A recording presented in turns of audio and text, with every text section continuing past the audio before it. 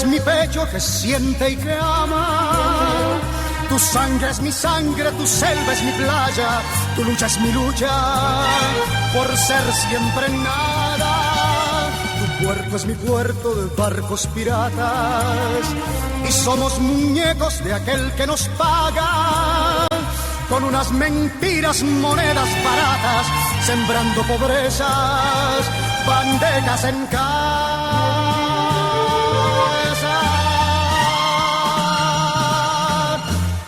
Yo quiero un pueblo que ría y que cante. Yo quiero... Muy buenos días a todos nuestros queridos radio escuchas.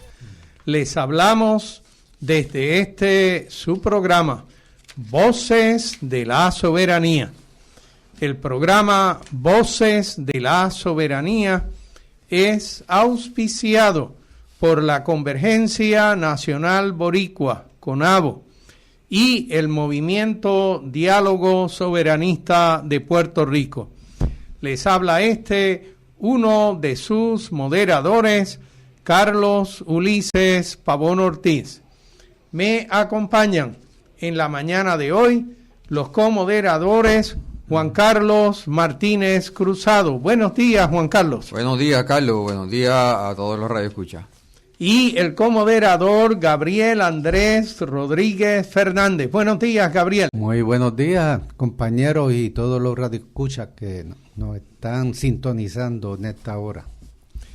El objetivo del programa Voces de la Soberanía es educar al pueblo sobre la valía y los beneficios de la soberanía para Puerto Rico. Tenemos varios anuncios en la mañana de hoy.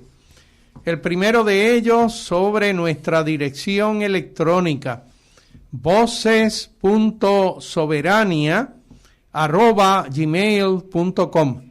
A esa dirección nos puede enviar sus comentarios, sus preguntas, sus sugerencias, sus críticas, sus felicitaciones, y nosotros las recibimos y prestamos un poco de atención a ellas en programas subsiguientes. Nuestro segundo anuncio tiene que ver con la marcha que está pautada para el 31 de agosto en la zona capital de Puerto Rico.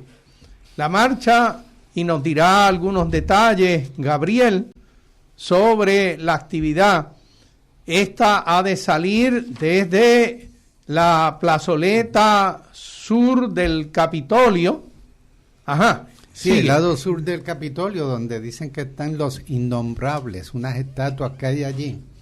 Desde esa área hacia donde estaba la Corte Federal, el Correo Federal, el edificio en el mismo Viejo San Juan, que no es una distancia difícil para incluso los que ya tenemos unos cuantos añitos, y es desde a partir de las 10 de la mañana, y se espera que dure como 3 horas el evento, así que se ha organizado para que sea manejable para todo tipo de residentes, ¿verdad? De puertorriqueños y puertorriqueñas, y refleja esta marcha, además del detalle de anunciar, ¿verdad?, que se va a llevar a cabo, refleja un sentimiento cada vez más creciente en Puerto Rico, según se evidenció en el plebiscito que acompañó las elecciones del año pasado.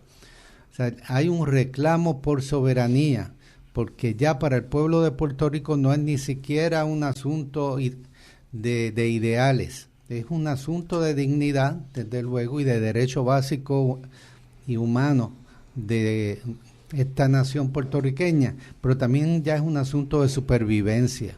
La colonia se sigue yendo a pique, el imperio se está yendo a pique y nos está arrastrando.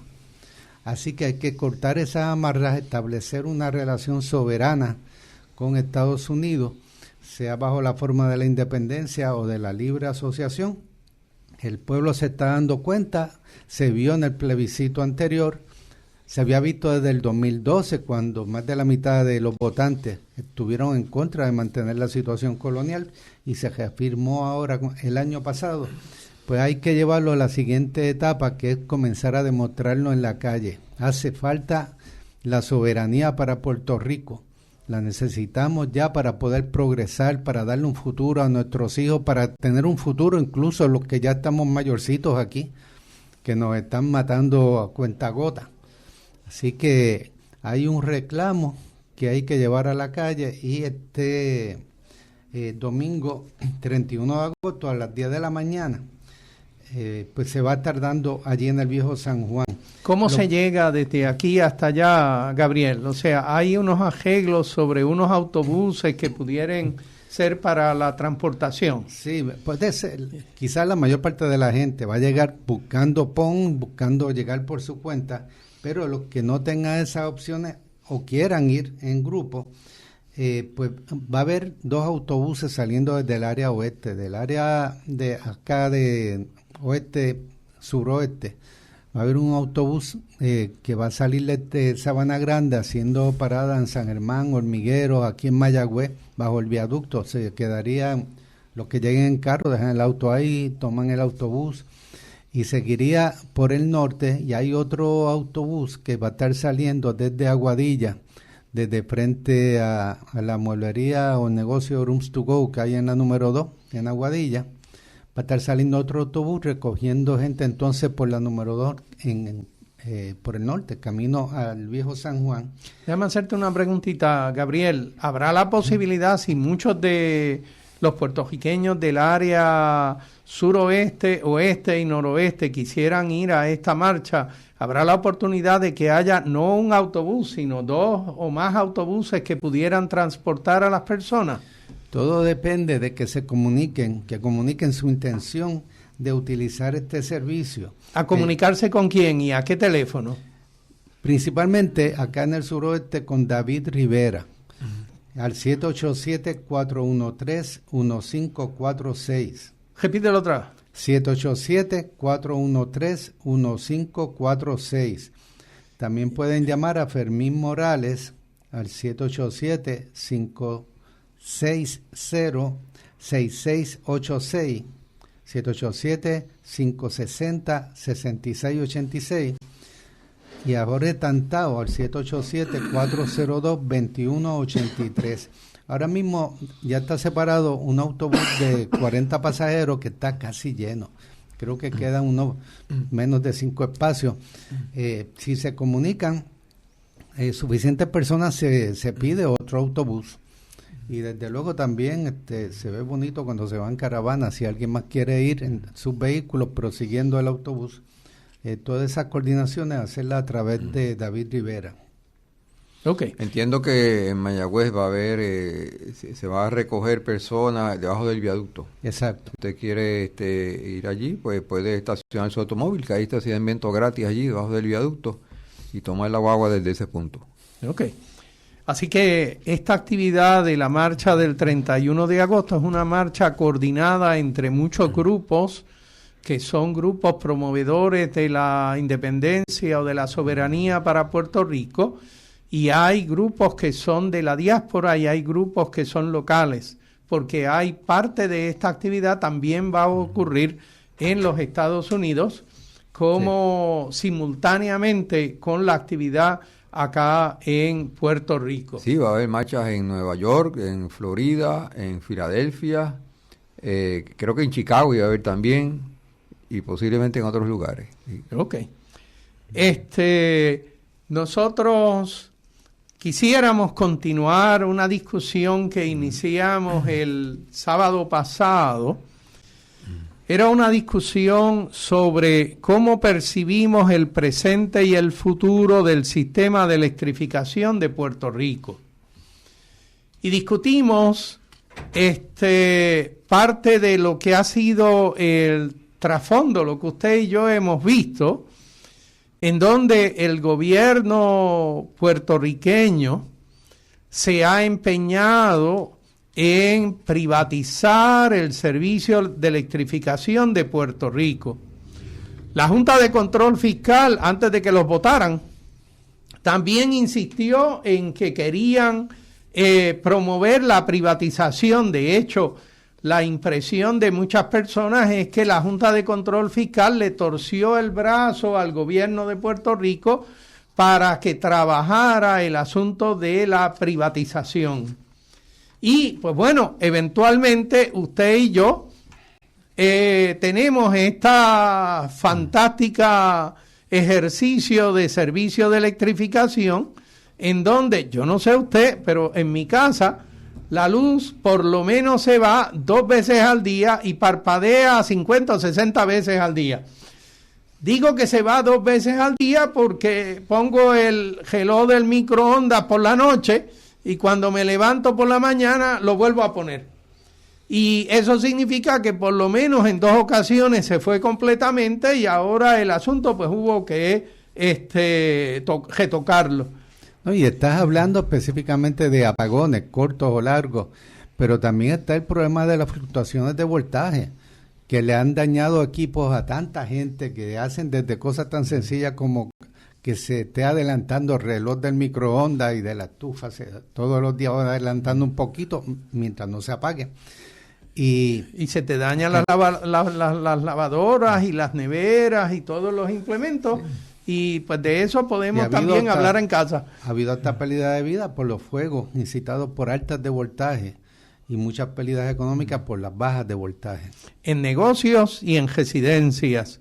Ahora bien, esa privatización que de nuevo no ha resultado ser muy buena para nosotros y que además de no ser buena en términos de calidad técnica, en términos de las personas que trabajan con la compañía, yo no tengo duda de que hay personas que de muy buena voluntad están trabajando con estas compañías, son trabajadores puertorriqueños, pero también no tengo la más mínima de las dudas de que las 2 compañías fallan en lo que sería planificación y ejecución, en hacerlo de muy buena fe. Así que yo no sé de ustedes, pero yo recuerdo que hace aproximadamente como un mes nos estaban amenazando con subir el precio del kilovatio hora por 11 centavos. Después bajaron a 9, después bajaron a 7 y ahora están de nuevo en camino de la subida. Como bien nos decía Juan Carlos ahorita, ahora Genera y New Fortress, que habían concedido el asunto de que iban a rechazar el asunto de las bonificaciones que les iban a tocar según un supuesto contrato durante un poco más de una década, con tal de que les dieran 110 millones por adelantado, y en ese caso entonces pues rechazaban o renunciaban, es la palabra apropiada, a las bonificaciones que les pudieran tocar por años subsiguientes. Pero ahora parece ser que se levantaron del otro lado de la cama y entonces vuelven otra vez a la andanada de que quieren que las bonificaciones y la bonificación esta de los 110 millones de pesos se les devuelva, se los vuelvan otra vez a conceder. Sí, eso fue algo que a principios de este año ocurrió, donde Francisco Domenech y otros negociaron con Genera, que es matriz de New Fortress, que sabemos que New Fortress desde tal del año pasado está en peligro de irse a la quiebra. Entonces, para respaldar a esa compañía, pues hicieron este truquito en donde, debido a que el contrato que comenzó en el año 2023 le da a Genera la posibilidad de recibir ciertas bonificaciones, pues bonificaciones por haber hecho algunas cosas que supuestamente están bien hechas, pero que realmente son cosas que se supone que normalmente haga. Pues no cumplir el contrato. Cumplir con el contrato le dan, no se te merece, sí, le dan una bonificación. Porque dice que cumpliste, porque también son ellos los que dicen. Exactamente. Tienen que haber dado unos ahorros, tienen que haber hecho unos ahorros, pero ellos son los que venden el gas, entonces el combustible, entonces ¿cómo van a darte el ahorro si ellos quieren ganar también? Si ellos quieren ganar con el gas. Pero bueno, la cuestión es que no había ninguna demostración de que hubieran hecho ningún ahorro. Como quiera que sea, se dijo, ustedes ya nos dieron un ahorro y calculamos que en los próximos 10 años el ahorro van a ser tanto y nos va a costar como 800 millones de pesos, pero vamos a hacer una cosa, vamos a olvidarnos de eso, pero te vamos a dar 100 millones ahora. Te vamos a dar 100 millones ahora para que no tengamos que darte los 800 millones después. Y claro, ahí tenemos los 100 millones de dólares para Genera y para y entiéndase para New Fortress. Pero, ¿qué pasa? El negociado de energía, y entonces, claro, eso se iba a pagar con dinero del pueblo y comenzaron a subir la luz para hacer un fondo para pagar esos 110 millones de dólares. Pero entonces en eso el negociado de energía dijo, espérate, New Fortress está a punto de quebrar. Si ellos quiebran y nosotros le hemos dado ese dinero, pues ese dinero se pierde. Así que eso no podemos aprobarlo y no lo aprobaron. Por eso en estos momentos estamos disfrutando de una reducción en el costo de la luz, porque ahora nos están devolviendo el dinero que nos cobraron para hacer ese fondo de 110 millones de dólares. No se nos olvide, es chavo y pico, no es más nada, es un chavito y pico. Sí, pero son reducciones que se pierden dentro de los demás aumentos. Uno no los ve. Y es una reducción hasta octubre. No dura más allá de octubre. Bueno, y es un chavito por kilovatio hora de aquí a octubre. Pero la cuestión ahora es que gracias a que la Junta de Control Fiscal ha sido removida, y la Junta de Control Fiscal era el ente que estaba impidiendo que se firmara este nuevo contrato por 20 mil millones de dólares con New Fortress para el suplido de gas metano a Puerto Rico, pues entonces ahora todo luce mucho mejor para New Fortress.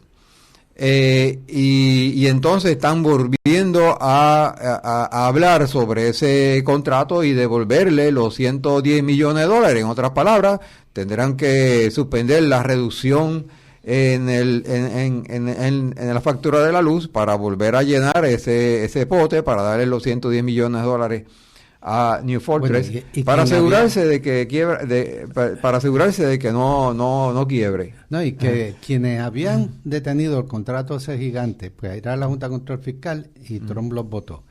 Y en el caso de lo del bono quien detuvo el bono fue el negociado de energía. Y ya está el SAR de energía y otros políticos aquí clamando por darle tijera a los poderes del negociado de energía para que no pueda estar deteniendo o retrasando los procesos de gasificación y demás plantas y cosas como esto, no metiéndose en lo de los bonos. Pero el negociado de energía está ahí existiendo. O sea, yo entiendo que el negociado de energía, si bien denegó esos 110 millones de dólares para Genera, lo hizo basado en que muy probablemente New Fortress iba a quebrar. Claro, pero ahora es difícil que quiebre gracias a que la Junta de Control Fiscal no está. Y ya se ve que ahora como que va a hacer ese contrato con 20 mil millones de dólares y se va a salvar New Fortress. Bueno, déjenme recobrar aquí un par de cosas. Nos echábamos nosotros, Puerto Rico se echaba, sí. Déjenme recobrar otra vez el título de esta cosa. ¿Cómo percibimos el presente y el futuro del sistema de electrificación de Puerto Rico? Y la valía intrínseca de esa discusión que ustedes dos han tenido allí es que, a mi juicio, hay un problema de la lealtad del gobierno de Puerto Rico respecto de la planificación de ese sistema de electrificación de Puerto Rico. El que New Fortress, el que Genera y el que Luma no actúen en lealtad al pueblo de Puerto Rico, que es quien les paga el asunto, casi no debe ser de sorpresa. Lo que debe ser de sorpresa es que los contratos les permitan esos desmanes. Eso es lo que debe ser de sorpresa. Y es entonces allí donde tenemos dos especialistas en el asunto de lo que es el sistema de electrificación de Puerto Rico y el sistema de la financiación del sistema de electrificación de Puerto Rico. Tenemos aquí al doctor Agustín Irizarry Rivera. Buenos días, Agustín. Buenos días. Y el doctor José Israel Alameda Lozada. No mire para el otro lado, tú estás aquí también. Estamos aquí. Yo soy experto, dicen que no. Sí, tú eres experto. Tú, además de tocar trompeta, tocas también cosas en economía y lo haces todos los días y lo has hecho durante muchos años. Bueno, no tanto. Algunos. Está bien, 3 o 4 añitos. Y entonces ahora la gran pregunta es, de nuevo, ¿cómo percibimos nosotros que podría adelantarse este sistema de electrificación de Puerto Rico? Nosotros ya hemos mencionado que aquellos que son sistemas de generación eléctrica fotovoltaica distribuida, es decir, en los techos de las casas, en los techos de los negocios, en los techos de las industrias, eso ya no es una minoría despreciable, no es una minoría pequeñita en el sistema de electrificación. El número de abonados ya rebasa los 170,000 personas adscritas a la medición neta. Y el número de abonados con paneles solares en los techos de sus casas posiblemente rebasa el 200,000 personas abonados en todo Puerto Rico. Comparado al hecho de que son 1.3, 1.4 millones de abonados al sistema de electrificación, eso significa que hay un número bien significante de personas que están conectadas para el sistema de electrificación. Pero no es tan solo que estén conectados para generar electricidad para sus propias casas y las de sus vecinos, es que ellos generan durante las horas del día, puramente con los paneles solares, en el orden de unos 800 megavatios de electricidad, mientras que en términos promedios el sistema de electrificación de Puerto Rico consume en el orden de 2.5 mil megavatios en la operación durante el día. Así que una porción sustancial, pudiera ser casi un tercio, está siendo generado por mecanismos fotovoltaicos. Así que no se puede despreciar esa forma de generación de electricidad tan fácilmente. Y es entonces allí donde viene lo que Luma y Genera dicen que tienen como problema, y es la supuesta inestabilidad que le genera el asunto de los paneles fotovoltaicos establecidos y los sistemas de medición neta. Y entonces ahora planteamos la pregunta, ¿qué podemos hacer para nosotros mejorar ese sistema? Porque hay personas que han estudiado este asunto desde el punto de vista técnico. Y ahora pues les tiro las preguntas a nuestros dos expertos. ¿Cuáles fueron las preguntas? Dale de nuevo. Resúmela. Hay dos cosas que yo quisiera traer. Uno, hay un huracán que se llama Erin. Dando vueltas por ahí. Que está acercándose. En 24 horas adquirió categoría 4. 4 rayando 5 ya, porque tiene viento sostenido de 155 millas. Eso hace 48 horas no era así, era una tormenta. María fue así, y fue más o menos en la misma zona que se intensificó. Tenemos mucha suerte que nos va a pasar por el norte. ¿Cómo nos protege Luma y Genera de esa situación que estamos viviendo hoy? No nos protege, la contestación es no nos protege. Anoche faltaban 300 megavatios, yo estaba cotejando la página de Genera, sin ninguna relación con el huracán. De las 8 de la noche a las 9 de la noche iba a haber una deficiencia de 298 megavatios de generación, porque habían tres plantas, 3 generadores averiados. ¿Okay? Como señalaba Juan Carlos, New Fortress está al borde de la quiebra. El último anuncio que le tiene que, el último informe que le tiene que dar al Nasdaq, donde ellos mueven sus acciones, no lo entregaron. Las acciones de New Fortress están en $2.30, cejaron el viernes, ayer. Los 110 millones que desesperadamente necesitan darle a Genera para que se los pase New Fortress, que detuvo el negociado, a mi juicio no era una renuncia a las compensaciones. Trae un contratista que rinde un informe que tiene como 4 páginas. Me gustaría saber cuántos millones cobraron por las 4 páginas. Dice, no es posible estimar lo que se va a ahorrar por acción de Genera. Y en el próximo párrafo dice, aunque no es posible, aquí hice una tablita. No dice dónde salen los números, se los inventa.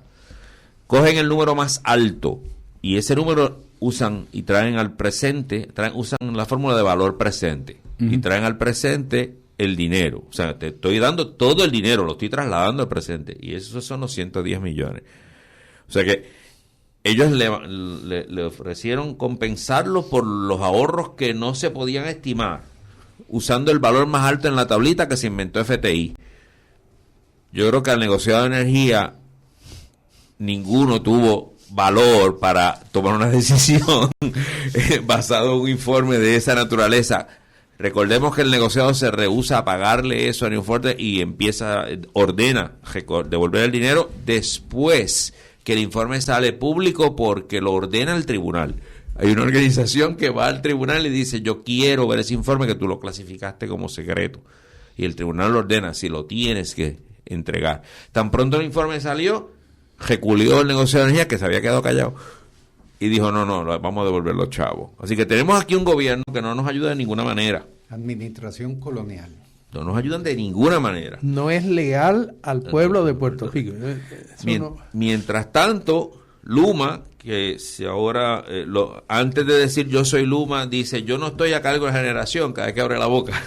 Yo no estoy a cargo de la generación. Y después dice, yo soy Luma. Luma está mandando tarjetitas de que van a cambiar los contadores.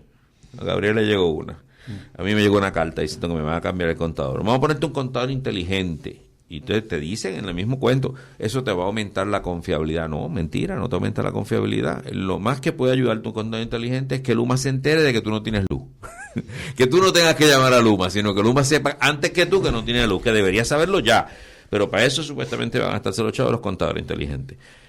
Mientras tanto, para redondear la cosa, ¿quién protege a los puertorriqueñas de un huracán? Bueno, tener un sistema solar fotovoltaico en su techo, bien instalado, que sobreviva al huracán, para que después que pase el huracán yo tenga electricidad. ¿Y cómo Luma está actuando con relación a eso? Pues te quiere cobrar $300 porque dice que todas las líneas eléctricas de Puerto Rico ya no aguantan más sistemas solares. Nosotros en la Universidad de Puerto Rico completamos un estudio, publicamos los resultados, se los presentamos al negociador de energía y le dijimos, mire, el mínimo debe ser 45%, no 15%, que es el umbral que Luma heredó y nunca ha examinado. No deberían estar cobrándole $300 a la gente. ¿De qué es el porcentaje ese que mencionaste, Agustín? La energía eléctrica, cuando empezamos a poner sistemas solares, cuando se empezó a hablar de permitir poner sistemas solares.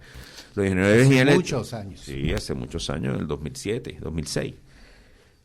Los ingenieros de energía eléctrica estaban aterrados. O sea, se acaba el universo, la luna se sale de la órbita, o sea, todas las cosas posibles que podían pasar, porque pues eran unos pocos de paneles solares. Pues se metieron en hacer una búsqueda y encontraron que alguien en algún sitio de este planeta decía que cuando el sistema de distribución llegaba a 15% de la capacidad de la línea eléctrica, empezaban a surgir problemas. Eso es conocimiento del año 98. Y cuando los paneles, el grupo de paneles en una región estaban generando en el orden de un 15%. En una línea, tú tienes una línea de distribución, ellos decían, si la línea de distribución ya tiene 15% de la generación de lo que se consume en esa línea, lo producen los paneles solares, eso va a causar problemas. Eso era una conclusión del 2000 y tanto, de 1990 y pico posiblemente. Sí, una predicción que hacían en la literatura. Pues hemos visto que eso no es cierto. O sea, ya pasamos esos límites hace tiempo, hemos hecho estudios de todo tipo. Los sistemas eléctricos operan con 75, 80, 85% de penetración de renovables en forma rutinaria y ya los ingenieros aprendieron a manejar el sistema para que eso funcione. Digo, los ingenieros que no son de Luma. Entonces, ellos siguen arrastrando el 15%, eso es un fósil, ¿verdad? Que no lo revisan. Nosotros lo hemos revisado en la universidad, hicimos los estudios y dijimos, mire, en las peores líneas que tenemos, las de más bajo voltaje, con estas condiciones que no son favorables, el número es 3 veces, es 45%. En las otras líneas, las líneas buenas, las líneas fuertes, 13.200, etcétera, de voltaje, 70%, casi el doble de ese 45%, es común.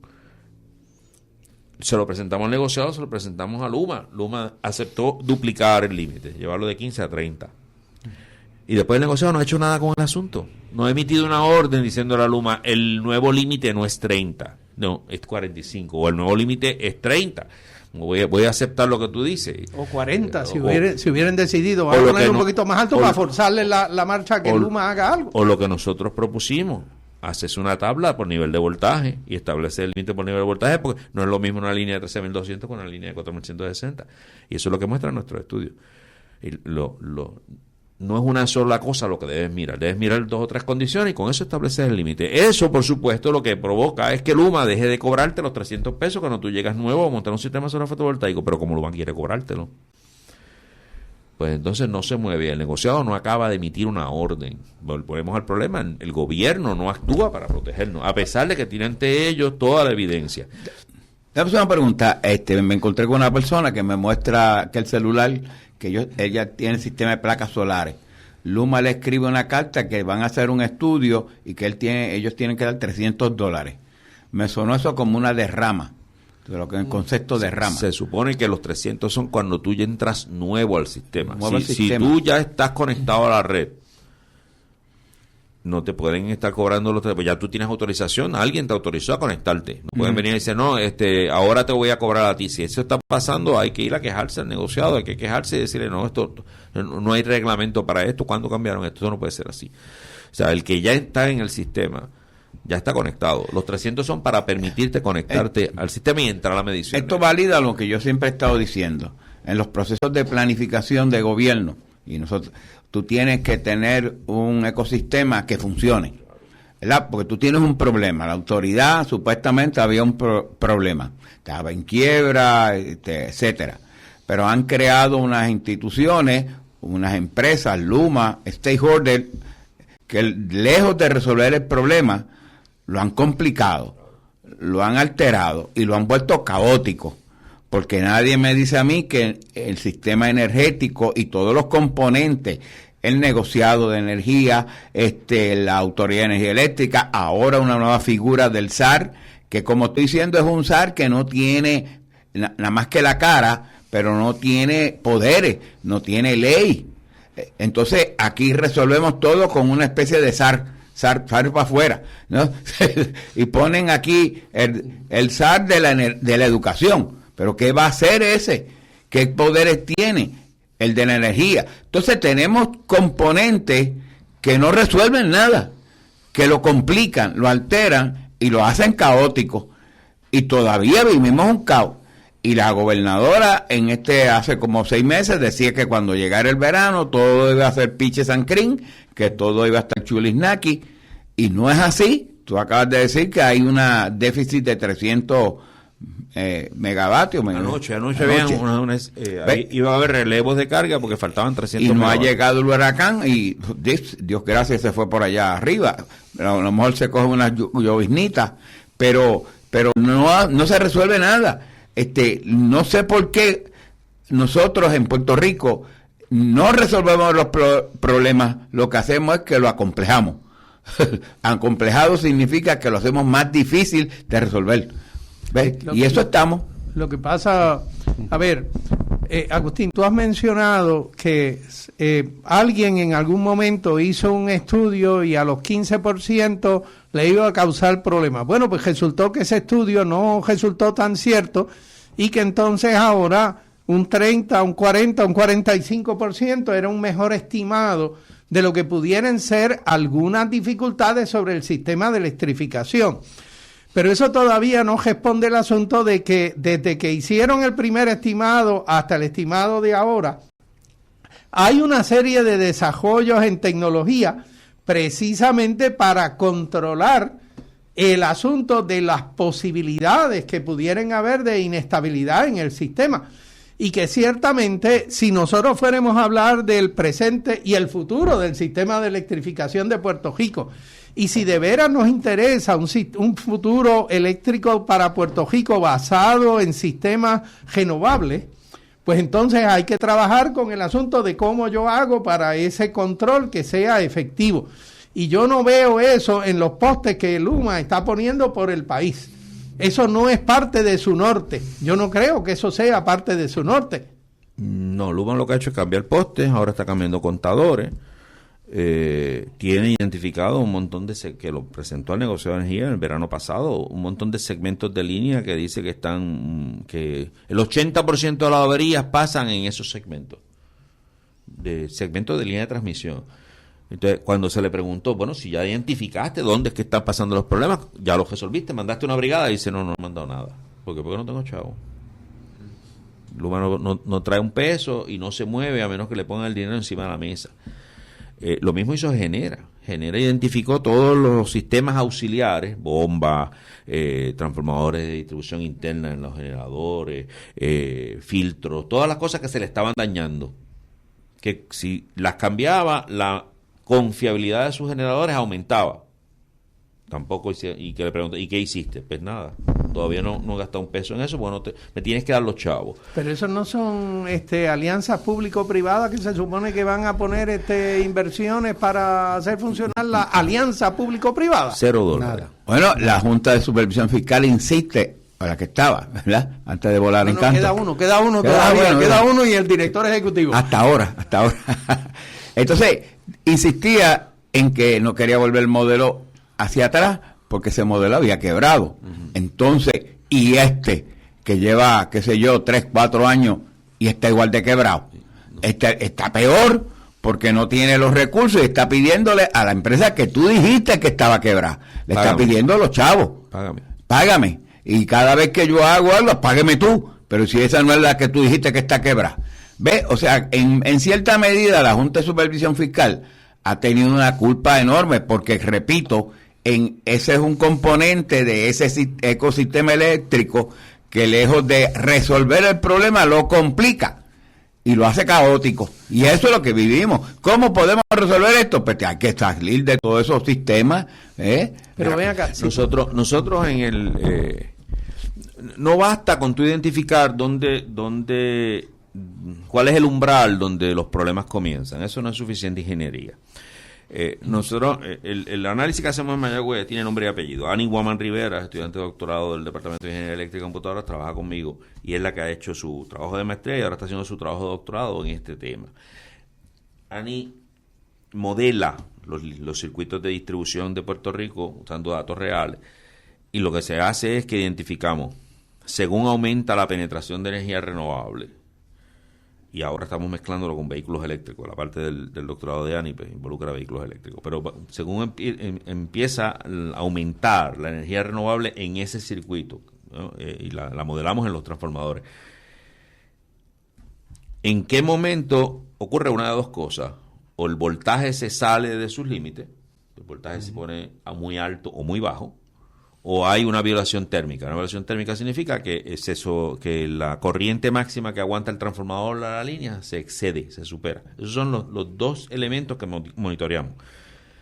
Pues con eso se establece el umbral. Cuando llegó a 45% ocurre alguna violación, casi siempre son de voltaje. ¿Qué hacemos? ¿Cuál es el próximo paso? Activamos las funciones de los inversores y programamos y activamos las baterías a ver cómo mitigamos ese problema. Cuando hacemos esas funciones, cuando activamos de esa manera las funciones de los inversores, en vez de 45% usualmente llegamos a 60 y a 70%. O sea, hay acciones que puedes tomar para subir ese nivel de voltaje, pero tienes que permitir que la tecnología moderna se use de forma moderna. Paramos allí también y miramos para atrás y dijimos, tú sabes, oye, y si la compañía eléctrica dijera, todavía le tengo mucho miedo a que prendas el inversor de esa manera, lo que yo quiero es invertir en la red eléctrica. Pues hicimos el análisis también, decir lo que Ani busca ahí, ¿cuál fue el transformador que se calentó? ¿Cuál fue el segmento de la línea que se calentó? ¿Dónde ocurre el sobrevoltaje?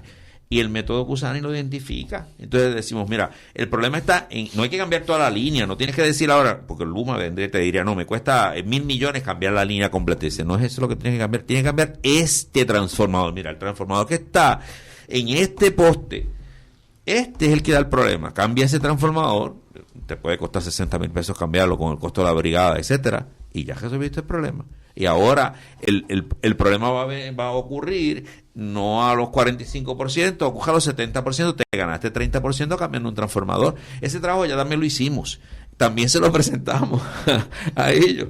¿Okay? ¿A Luma? Al negociado se lo enviamos, o sea, publicamos un artículo reciente, un informe completo de cómo es que estamos haciendo las cosas, se lo presentamos.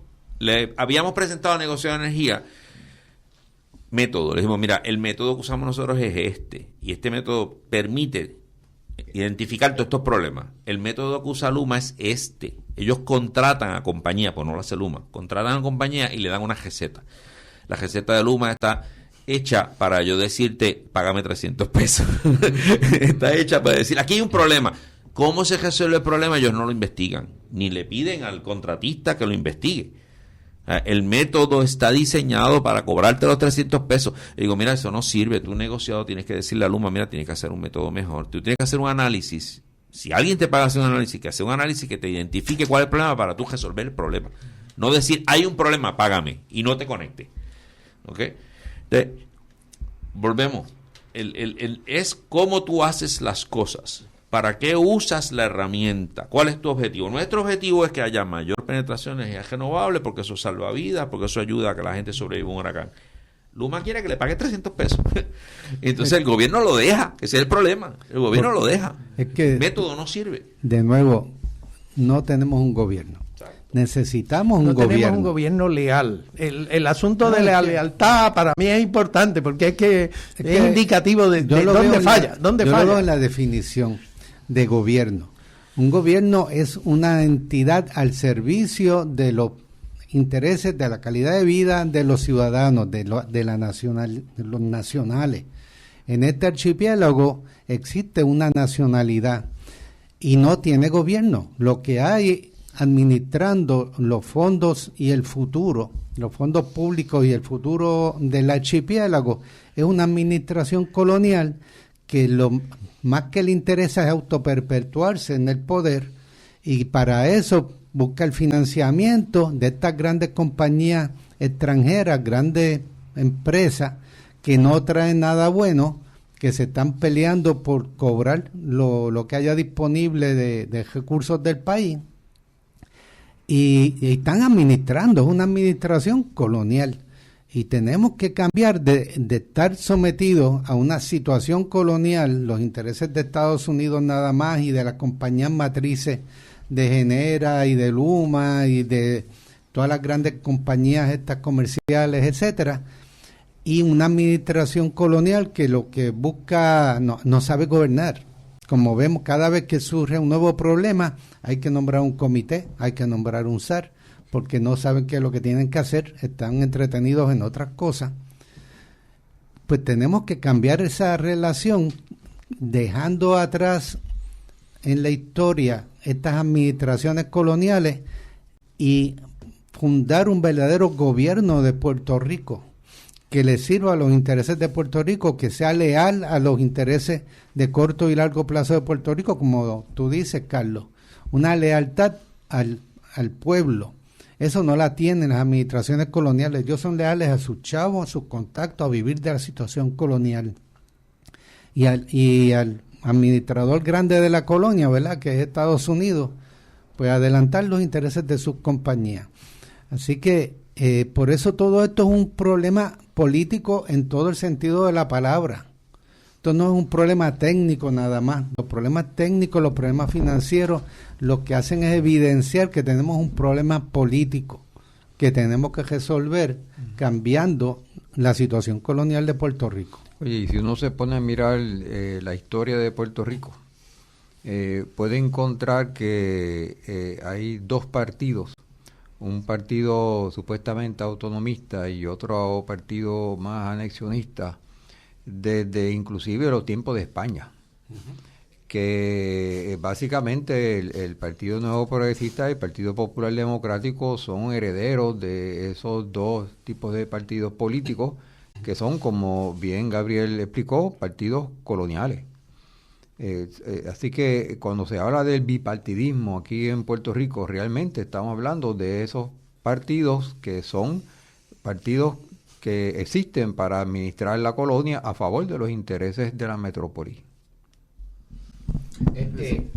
Es importante también que dentro de este marco señalar que el presidente Trump, cuando entró, ha firmado, y yo le acabo de enviar una información que es de IEFA, el Instituto de Energía Económica y Economistas de la Energía,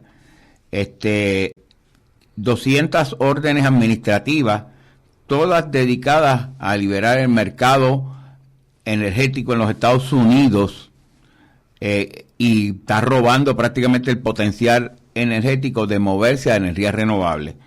Las acciones obviamente son dirigidas a lo que él llama una emergencia nacional de los Estados Unidos, incluye a Puerto Rico, obviamente, y obviamente aquí está tirando al piso todos los tratados internacionales sobre el cambio climático, sobre todos los movimientos hacia la energía renovable, hacia reducir el carbón, el dióxido de carbono dentro de la atmósfera, etcétera, etcétera.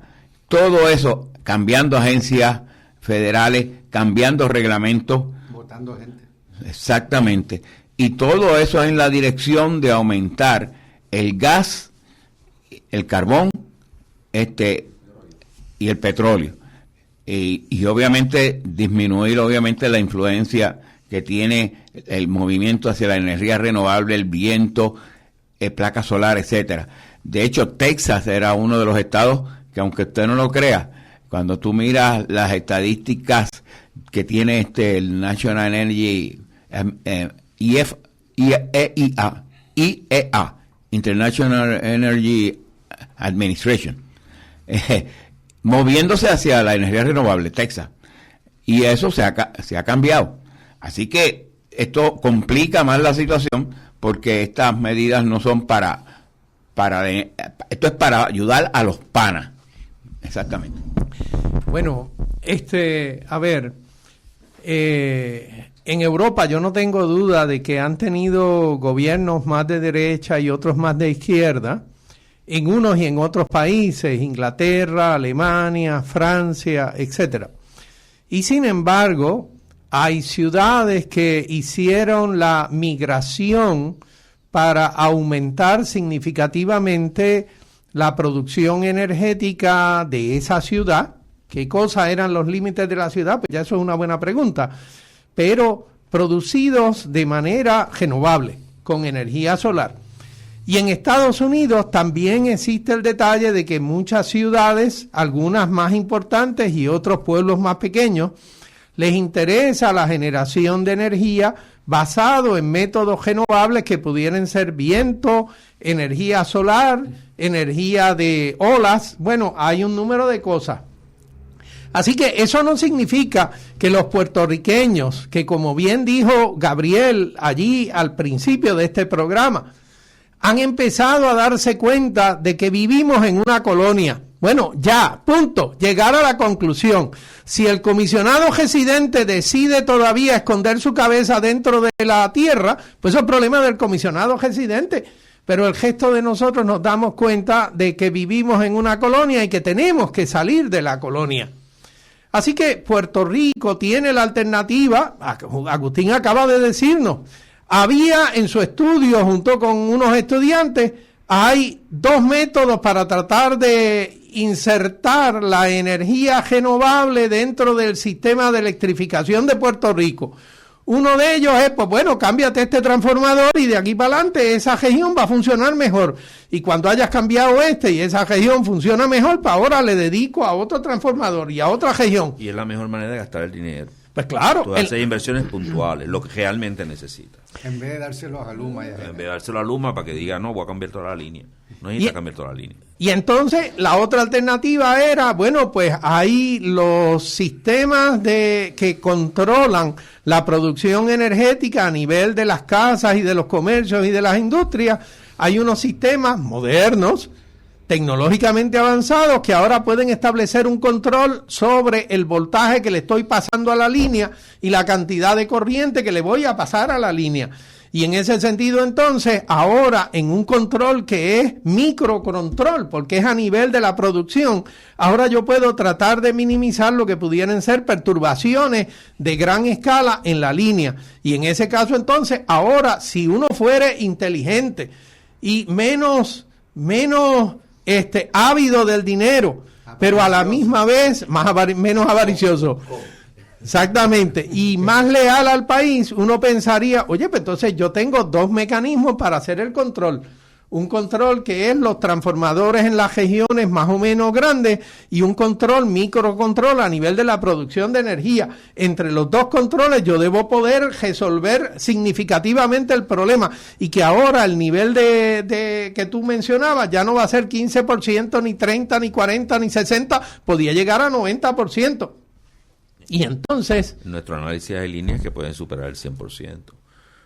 O sea, puedes cubrir toda la demanda actual de la línea, puede crecer la demanda de la línea, todavía la puedes contener, o puedes aportar a la transmisión, puedes llevar, hay que hacer entonces el análisis en la subestación, pero, y son muchas, o sea, son las líneas de 13.200, con los controles adecuados pueden exceder el 100% de lo que es la carga actual. Nosotros somos una potencia solar.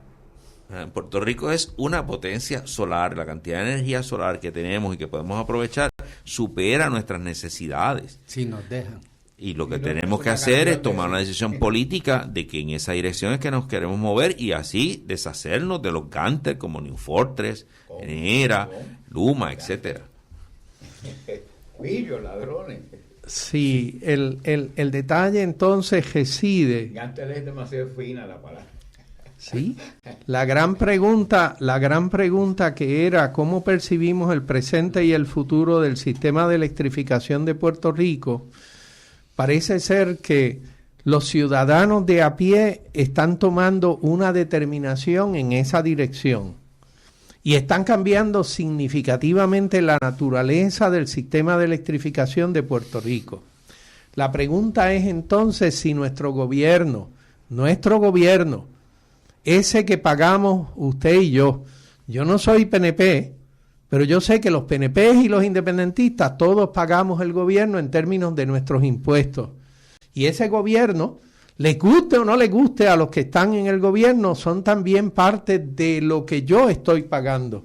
Ellos tienen unas responsabilidades con todos los ciudadanos del país. En Puerto Rico, una vez que hay pago de impuestos, cada vez que te compras una Coca-Cola allí en la tienda, entonces hasta el menesteroso de la calle es un ciudadano que merece respeto, no tan solo por el solo hecho de ser un ser humano, sino por el hecho de que es un ciudadano contribuyente al bienestar del país. En ese sentido, entonces, el futuro del sistema de electrificación de Puerto Rico tiene que estar cavilado, tiene que estar diseñado, tiene que estar pensado, tiene que estar establecido de manera tal que sea para el beneficio de todos los puertorriqueños y de todos los puertorriqueños en los momentos en que tenemos circunstancias normales y en los momentos en que tenemos una tormenta o un huracán caminándonos a la vuelta. La realidad es que Puerto Rico se merece un sistema de electrificación que nosotros podemos construir. Como acaban ustedes de decir, Puerto Rico es una potencia solar. De hecho, la forma como yo contestaría esa pregunta tuya de cómo vemos el futuro del sistema energético de Puerto Rico, es que si seguimos bajo la colonia y los gobiernos, las administraciones coloniales, estos partidos coloniales, el futuro es tenebroso. Pero si cambiamos la situación, reclamamos la soberanía y tenemos gobiernos leales a Puerto Rico, el futuro energético de Puerto Rico es brillante, porque tenemos el potencial de ser la potencia solar que está señalando Agustín, que dicen los expertos, pero nos tienen sometidos a las tinieblas de este sistema de avaricia colonial. Yo pensaría, y me gustaría ser en esto optimista, de que esta avaricia colonial está dando sus últimos estertores. Y me gustaría pensarlo de esa manera. Dicen aquellos que saben, ¿verdad? Aquellos que han participado en el Capitolio norteamericano, que como frente al Congreso, Luma y Genera no lograron impactar al Congreso de manera positiva. Entonces, los cabilderos de ellos decidieron tratar de ir a través del presidente Trump para que ahora desmantelara lo único que Trump sabría hacer, que es desmantelar a niveles altos. Por lo tanto, le metió el diente a la Junta de Control Fiscal. Honestamente, yo no creo que el despido de los miembros de la Junta de Control Fiscal era legal, porque los miembros de la Junta de Control Fiscal que él despidió eran aquellos que habían sido nombrados por el Congreso y por el Senado Federal. No le tocaba entonces al presidente despedirlos, pero bueno, ellos no se quejaron. o si se quejaron, están todavía en el proceso. Debe ser que utilizan el mismo abogado que utilizan acá Luma y Genera. Pero bueno, el detalle entonces está en que nosotros creo que debemos poder trabajar en la dirección de un Puerto Rico mejor, y yo creo que los puertorriqueños van en esa dirección, y que el gobierno de Puerto Rico en algún momento, nada más no porque necesariamente quieran ser leales a los puertorriqueños, sino porque los amigotes en quien ellos están confiando que eventualmente le van a dar alguna regalía, no van a estar allí. Y en ese caso entonces ellos van a tener que caminar en otra dirección. Pero no quisiera que nos fuéramos sin anunciar nuevamente el asunto de la marcha del 31 de agosto. La marcha del 31 de agosto, saliendo desde la plazoleta sur del Capitolio hacia lo que era la Corte Antigua Federal, esa marcha está en pie. Y en el área oeste, en Mayagüez, y en Aguadilla, partiendo desde Sabana Grande, recogiendo por San Germán, por Hormigueros, por Mayagüez, va a haber una guagua. Y hay unos teléfonos a los cuales usted puede llamar para propósitos de verificar que hay espacio para usted, y si no, pues entonces tratar de resolver el asunto de conseguir más transportación para ese día 31 de agosto. Creo que va a haber que llevarle unos letreros ahí aluciendo a estos problemas de Luma y de Genera y New Fortress, porque la verdad que esto es central al asunto de la soberanía puertorriqueña. Bueno, sí. Ajá. Gabriel, tú te ibas a mencionar. No, lo del teléfono de contacto para lo de pedir subirse a los autobuses que hay, 787-413-1546 del amigo David Rivera, es el punto principal de contacto. Y estoy buscando el del amigo Morales. 787-402-2183, licenciado Jorge Tantao. Traten de conseguir espacio en el autobús, y si no, también pueden ir por su cuenta, hacer carpool y juntarse muchos. Nos vemos allá en San Juan el 31 de agosto a las 10 de la mañana. Señores, en su programa Voces de la Soberanía, agradecemos su audiencia. Quedamos de ustedes hasta el próximo sábado, la Convergencia Nacional Boricua y el Movimiento Diálogo Soberanista de Puerto Rico. Les deseamos mucha suerte y mucha salud ante los eventos que se nos aproximan en los próximos días. Muy bueno, tengan todos. Tu sangre es mi sangre, tu selva es mi playa, tu lucha es mi lucha, por ser siempre nada. Esta radioemisora y su personal no necesariamente se solidarizan con